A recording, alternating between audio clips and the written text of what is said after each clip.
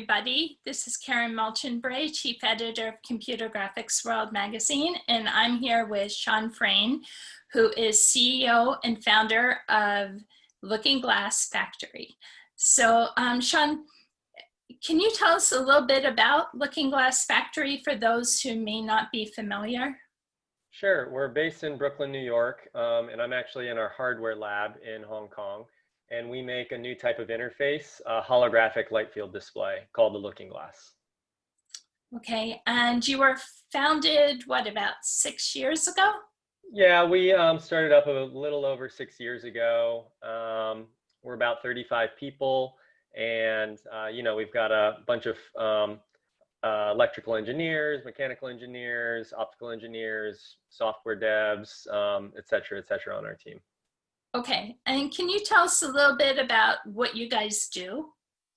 Sure. So we make this new type of interface, which the brand name for the product line is the Looking Glass.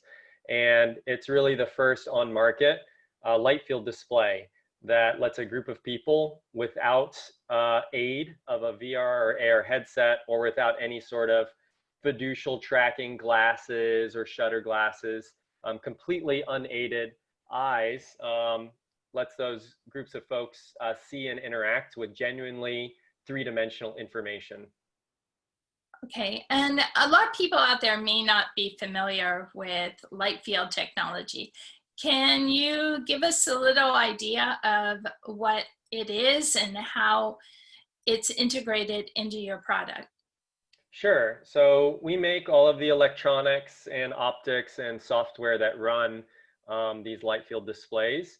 But really what all it boils down to is we add a third element to millions, and in some cases, hundreds of millions of points of light in our displays. So if you take as a counterpoint the display that we're having this interview over right now, that everyone's watching this on, that's shining with pixels that have two properties of intensity and color.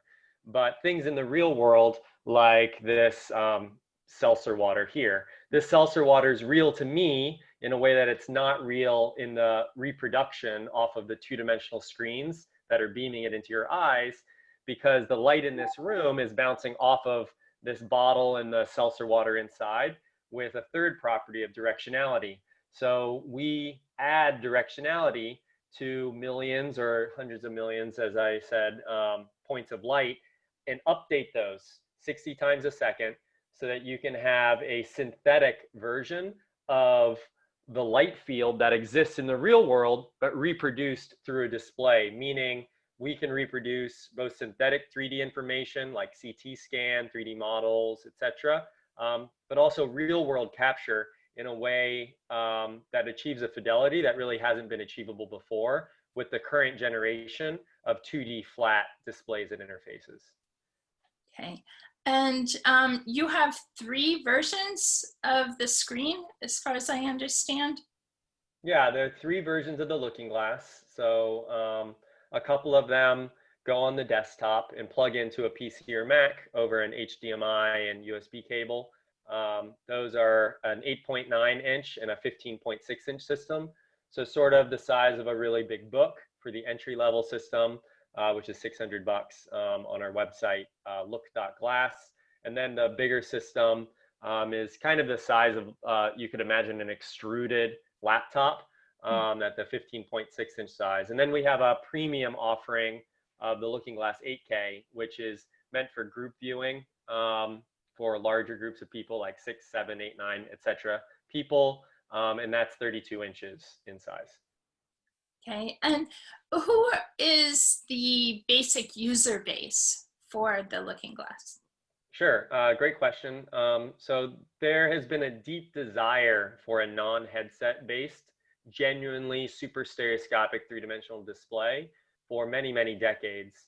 So all the folks who have been wanting that, folks who are doing 3D design, creating new three-dimensional, AKA holographic applications, they've purchased the first generation of Looking Glass units, and there are many thousands of them sitting on folks' desks around the world being used constantly to make and experiment with new things. We've just entered a second phase beyond the developer phase, where there are folks in enterprises that are using the looking glass to, for instance, make decisions more quickly than they could by seeing a 3D rendition of content on a two-dimensional screen. A great example of that is in the field of computational chemistry or molecular modeling used for new drug treatments. That's a notoriously difficult to understand three-dimensional environment. You constantly are having to turn around and wiggle around whatever you're looking at on your two-dimensional display. But now folks who are using some of the software packages in that field, they can plug a looking glass into the workstation they might already be using and instantly have a live three-dimensional holographic view of whatever they were working on their 2D workstation. As they rotate stuff around, it appears rotating around and whatnot in their looking glass connected to their workstation. So, you know, we're starting to dip our toes into the arena of folks improving their productivity and decision-making process as well, beyond just pure developer exploration, but that's still a heavy element of it as well. Okay, and so right now, who do you see as being some of your bigger clients currently? Is it more in the entertainment realm? Is it more in, like you said, the medical visualization field, science fields? Who's really getting this started? Yeah, so there's a lot of activity in the drug discovery field. I think folks are very keen to make new treatments with everything that's going on these days. So that's an area that is expanding pretty dramatically for us. But certainly there are things in entertainment. Folks have recorded a lot of volumetric video, and now this is a way for them to share that and show it.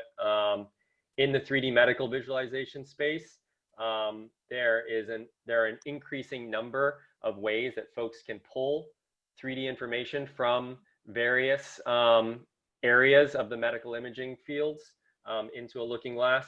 And, you know, so that's an area that we hope for future expansion over the coming months.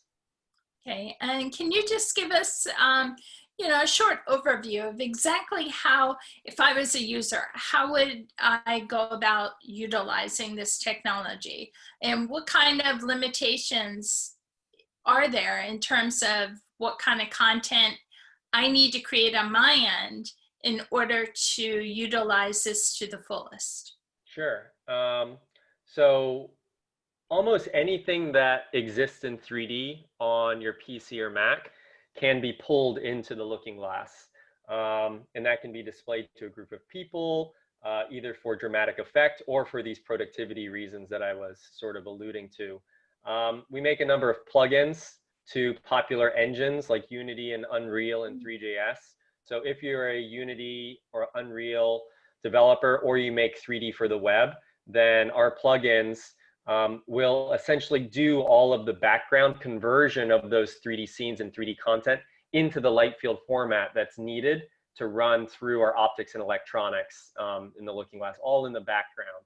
So, and then if you, you know, maybe made something in a 3D modeling program and you have a GLTF or OBJ or any of these formats of 3D content, we have simple players and utilities that will let you pull those into the looking glass to get a quick preview.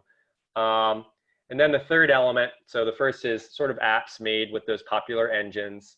The second is any 3D content that you want a quick preview of if it's in a popular format like GLTF or OBJ or STL. And then the third is what I was alluding to with the molecular modeling field.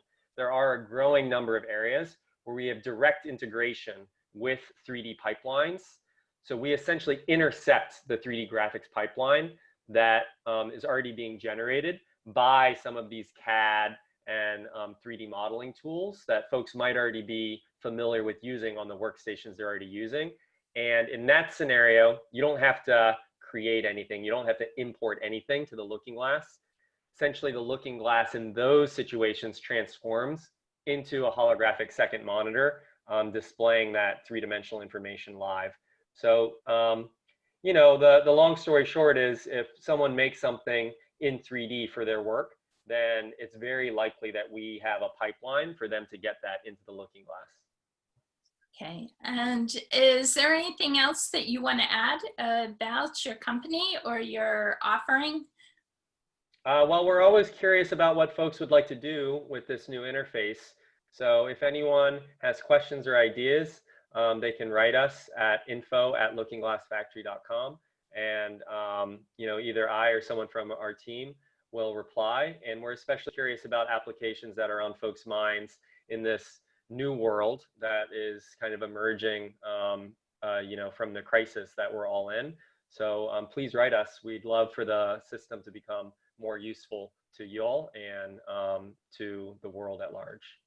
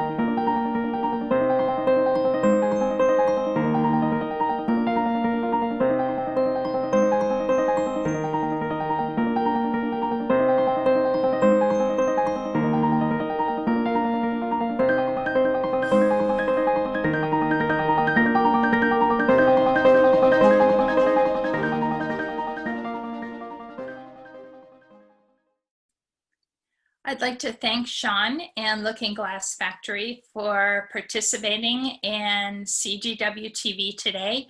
And I urge our viewers to tune in and look for other videos in the near future. Thank you.